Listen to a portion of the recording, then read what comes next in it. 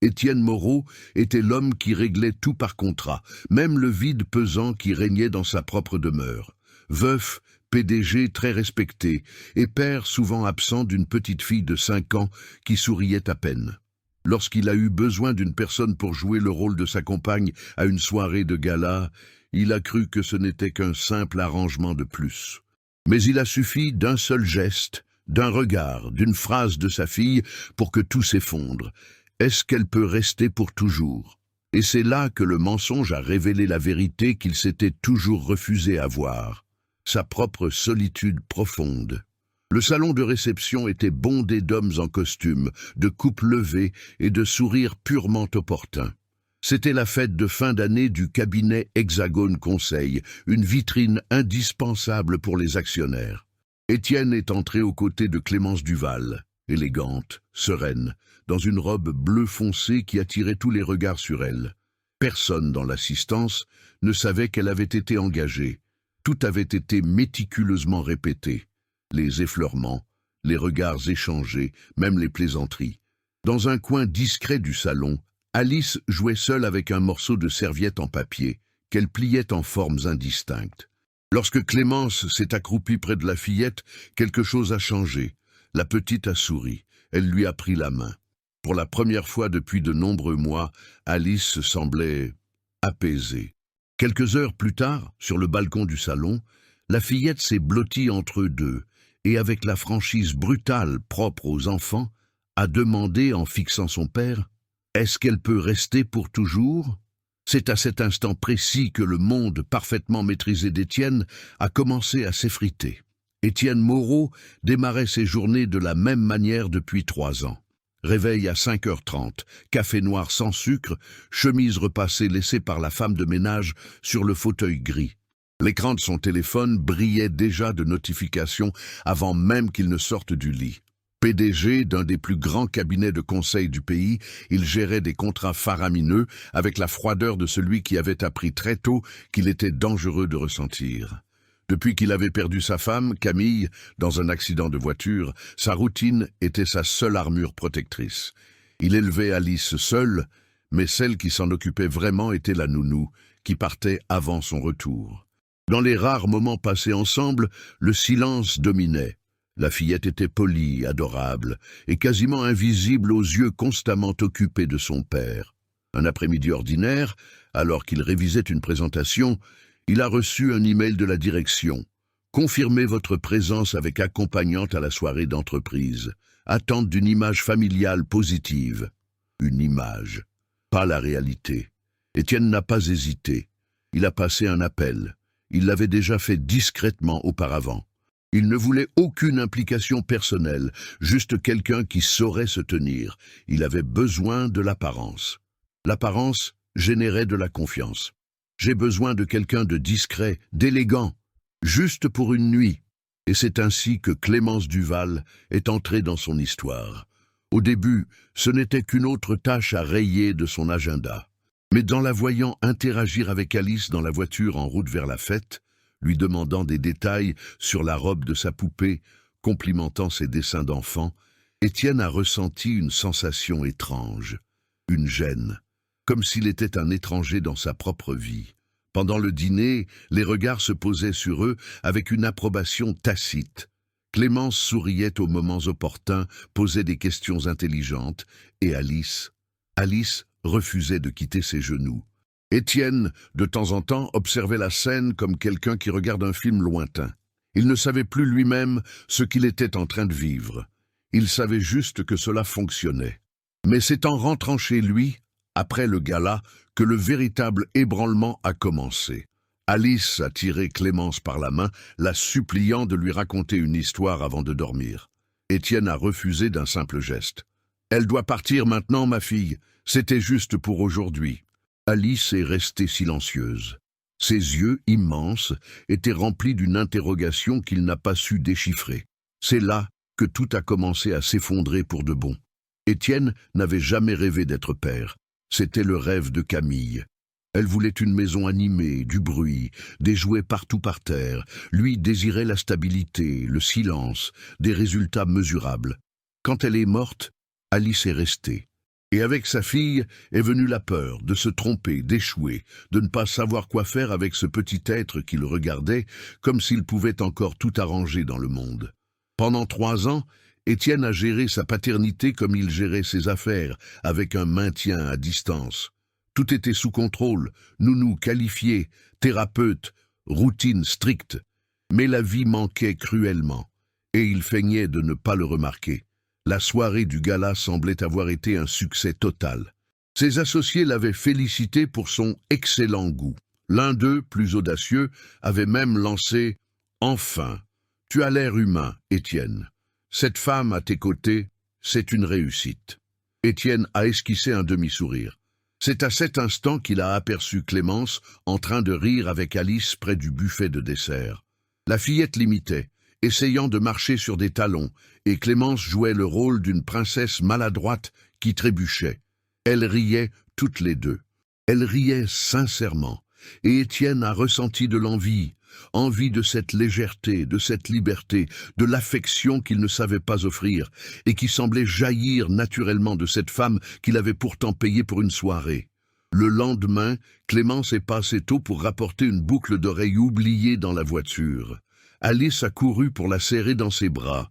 Étienne est resté figé sur le pas de la porte, ne sachant pas quoi dire. « Je suis juste venu vous rendre ceci », a dit Clémence, cherchant à maintenir une certaine distance. « Je ne veux pas créer de confusion. » « Elle a parlé de vous toute la matinée, » a répondu Étienne, d'une voix sèche. « Ce n'est pas son habitude. » Clémence a souri, discrètement. « C'est une enfant magnifique, elle attend juste que quelqu'un le voie. » Étienne a marqué une hésitation.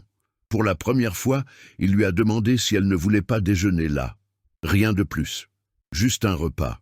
Et pendant quelques heures éphémères, tout a paru réel. Alice s'est installée entre eux, a fait des dessins, a raconté des histoires. Clémence a même fait la vaisselle. Étienne l'observait, presque en silence, comme quelqu'un qui essaie de se souvenir d'un élément perdu.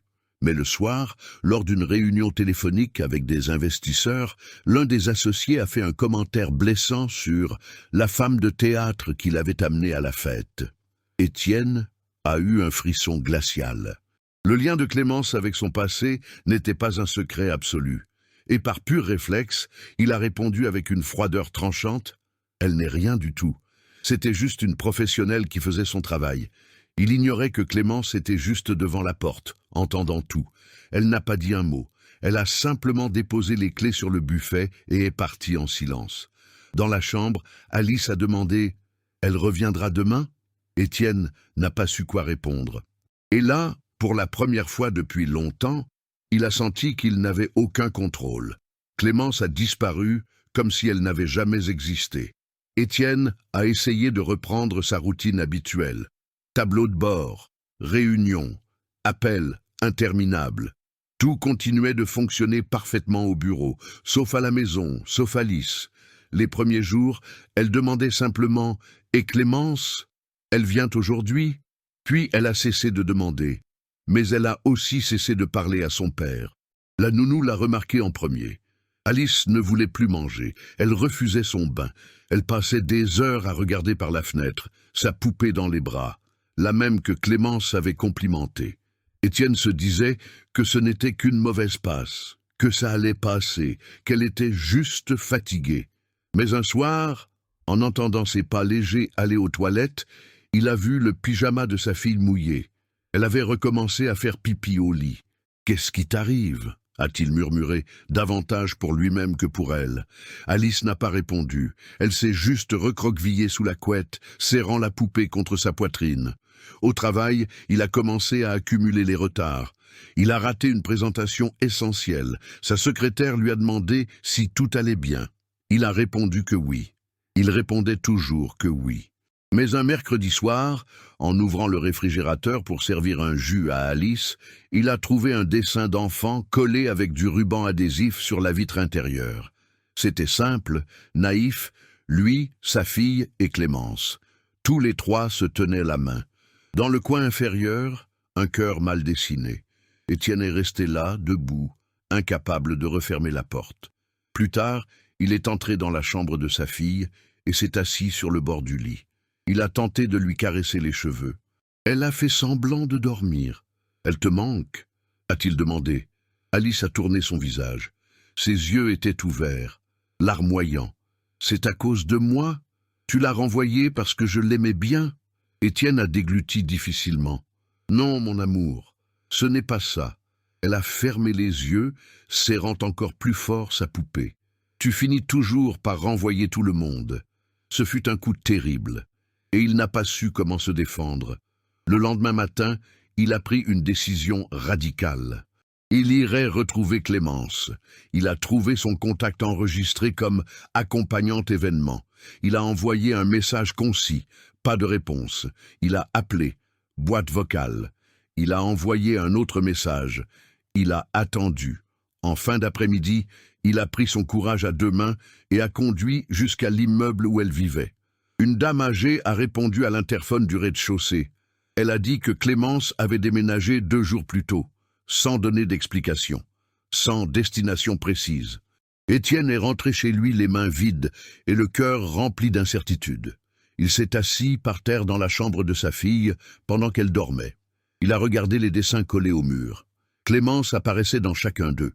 C'était comme si elle avait vécu là pendant des mois, et au fond, peut-être que c'était le cas. Dans les espaces où il n'y avait auparavant que du silence, il y avait maintenant une absence douloureuse. Cette nuit-là, Étienne a fixé le plafond pendant des heures. Il ne pensait ni au contrat, ni aux bénéfices, ni à son image publique. Il se souvenait seulement du rire cristallin de sa fille, celui qu'il avait entendu une seule fois, quand Clémence l'avait fait trébucher volontairement. Et pour la première fois depuis longtemps, il a ressenti le manque de quelque chose qu'il avait à peine laissé se concrétiser. Avez-vous déjà repoussé quelqu'un par peur et réalisé ensuite que c'était tout ce dont vous aviez besoin? Laissez un « oui » dans les commentaires si cette scène vous a aussi serré la gorge. C'est le seul moyen que j'ai de savoir que vous êtes là et que cette histoire vous a également touché. Étienne s'est réveillé avant le lever du soleil. Mais, chose inhabituelle, il n'a pas ouvert son ordinateur. Il est allé à la cuisine, a préparé le café et s'est arrêté devant le réfrigérateur. Le dessin était toujours là.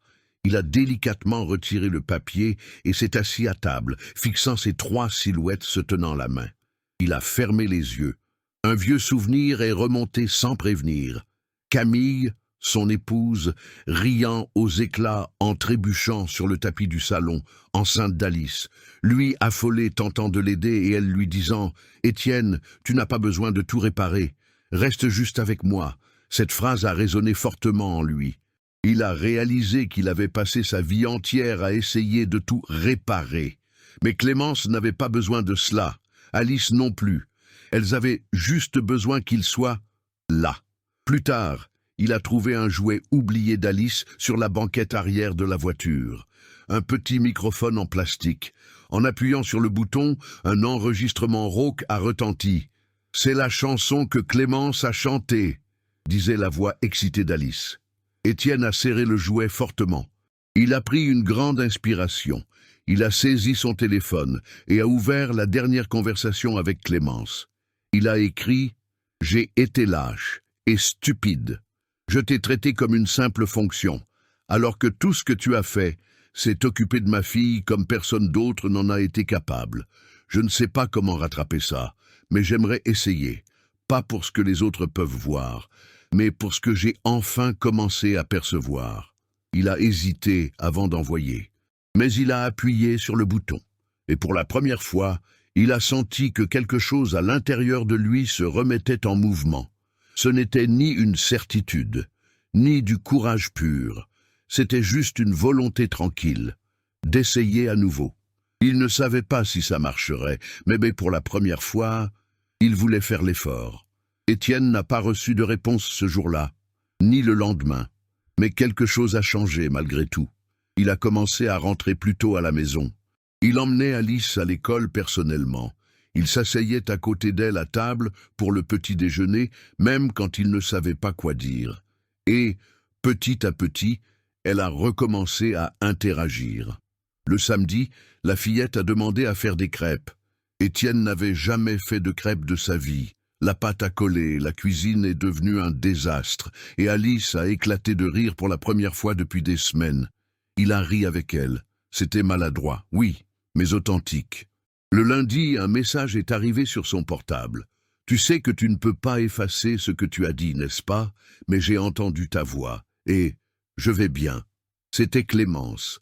Étienne a tapé et effacé sa réponse 3 fois avant d'envoyer « Je n'attends pas que tu reviennes. Je voulais juste te remercier d'avoir vu ma fille. Quand même, moi, je n'y arrivais pas. » Quelques heures après, elle a répondu par un message vocal. « J'ai vu vous deux, Étienne. » La semaine suivante, ils ont convenu de se retrouver dans un parc public, sans Alice, juste eux deux.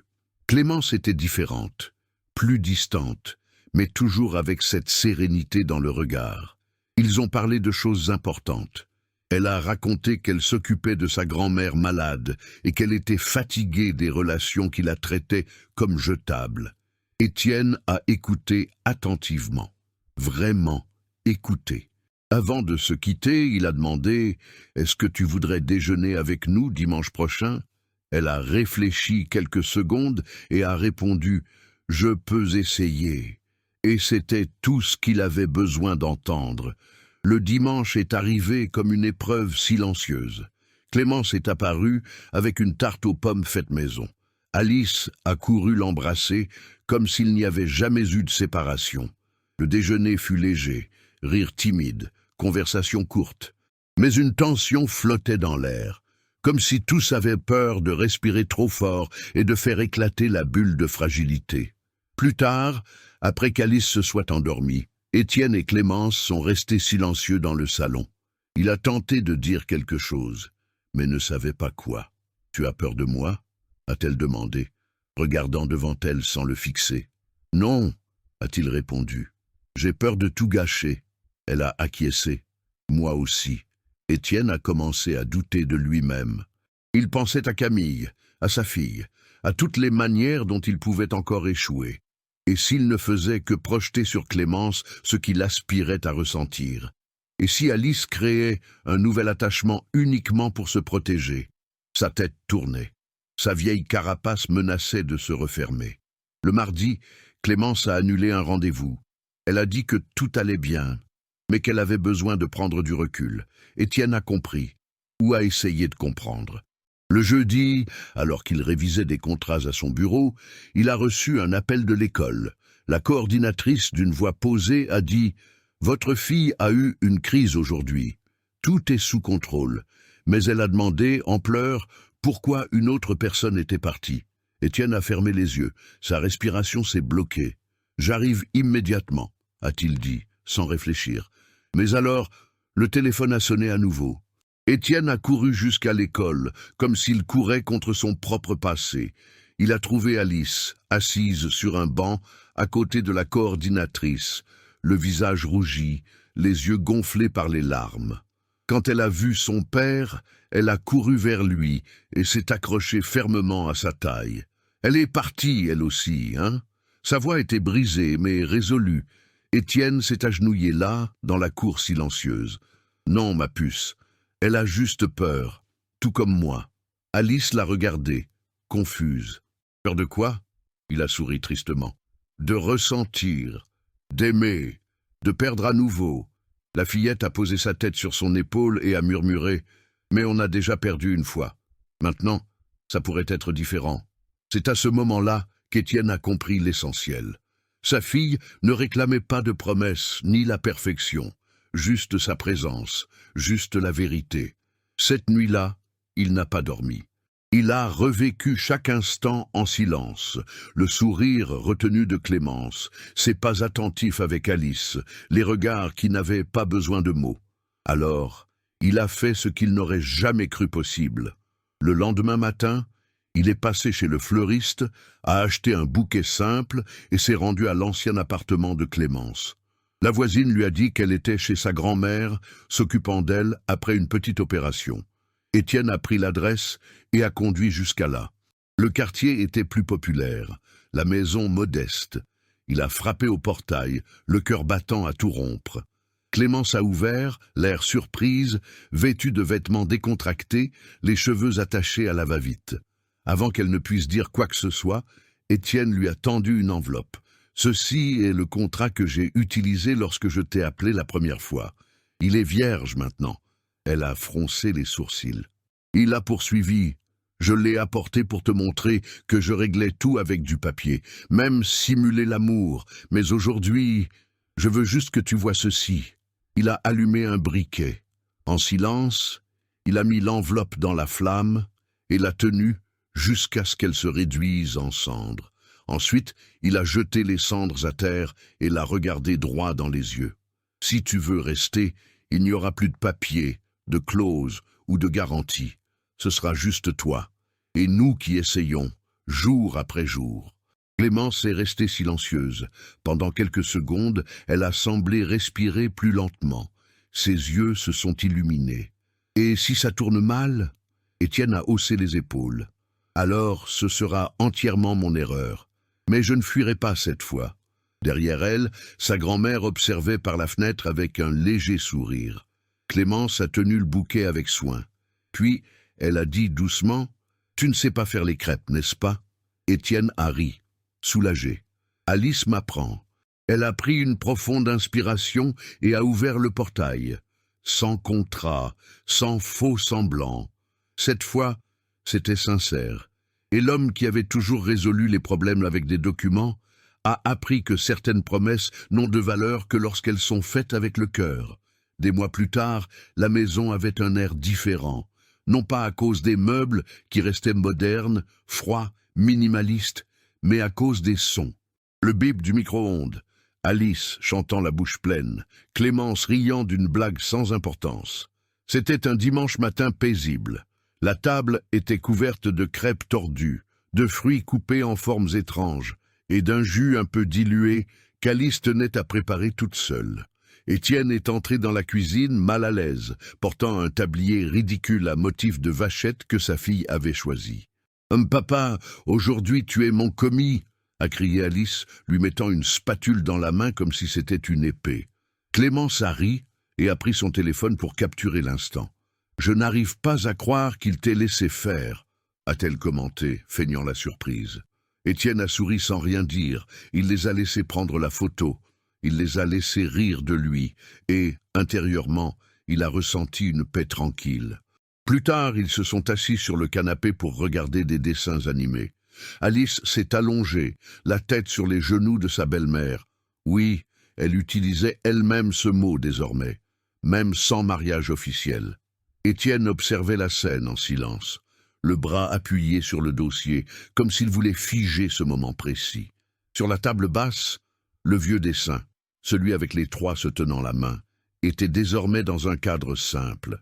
Clémence l'avait trouvé dans un tiroir, nettoyé les marques de ruban adhésif et l'avait placé là sans faire de commentaires. Et dans ce silence, Étienne a compris. Il ne s'agissait pas de réparer sa vie. Il s'agissait de l'habiter pleinement, avec les peines, les doutes et surtout les liens créés. Clémence s'est tournée légèrement et a rencontré son regard. Ils n'ont rien dit, mais une réponse était là, évidente. Alice ronflait doucement sur ses genoux. Étienne s'est approché et a ajusté la couverture sur sa fille. Un bon silence s'est installé, un silence qui n'était plus douloureux. Elle n'a pas vaincu le monde, mais elle a vaincu ce qu'il y avait en elle, et lui aussi. Étienne avait passé sa vie entière à croire que les émotions étaient des faiblesses, que le monde était fait pour les forts, les pragmatiques, ceux qui ne fléchissent jamais. Il était devenu cet homme, et pendant longtemps, cela avait fonctionné. Mais ce qu'il n'a pas compris, jusqu'à ce que Clémence et Alice le lui montrent avec leur silence et leur affection, c'est que la vraie force ne réside pas dans le contrôle. Elle réside dans le lâcher-prise, dans l'engagement. En essayant d'acheter un mensonge pour paraître plus humain, il a fini par découvrir la partie de lui qu'il avait passé des années à enterrer, la capacité de se connecter sincèrement, de prendre soin, d'être vulnérable sans perdre sa dignité. Clémence, de son côté, a appris qu'elle n'avait pas besoin de fuir avant d'être rejetée, qu'il existait des espaces où elle pouvait simplement rester, sans contrat, sans performance à fournir, où il suffisait d'être là. Et Alice, eh bien, Alice n'a jamais saisi les accords, les peurs ou l'orgueil des adultes, mais elle a tout ressenti. Elle a senti le moment exact où son père l'a regardée non plus comme une obligation à gérer, mais comme une personne qu'il désirait sincèrement connaître. Le plus grand tournant de cette histoire n'a pas été l'amour entre deux adultes qui ne se cherchaient pas. Ce fut la retrouvaille entre un père et sa fille, entre un homme et l'enfant, qu'il avait lui aussi laissé derrière lui. Parfois, ce dont nous avons besoin, ce n'est pas de tout recommencer. C'est le courage de ne pas partir lorsque quelque chose commence enfin à faire mal sincèrement. Si cette histoire vous a touché le cœur d'une quelconque manière, laissez un « j'aime ». C'est la manière la plus simple de me montrer que cela vaut la peine de continuer à créer ce type de récit. Maintenant, dites-moi dans les commentaires, de quelle ville regardez-vous? Je lis chacun de vos messages avec attention et je prends le temps de répondre à ceux qui ont commenté. Et si vous croyez au pouvoir des histoires émouvantes, abonnez-vous à la chaîne. Nous ne faisons que commencer et chaque nouvel abonnement me donne la force de continuer. Ne partez pas tout de suite. Choisissez l'une des histoires que j'ai laissées à l'écran. Je vous retrouve là-bas.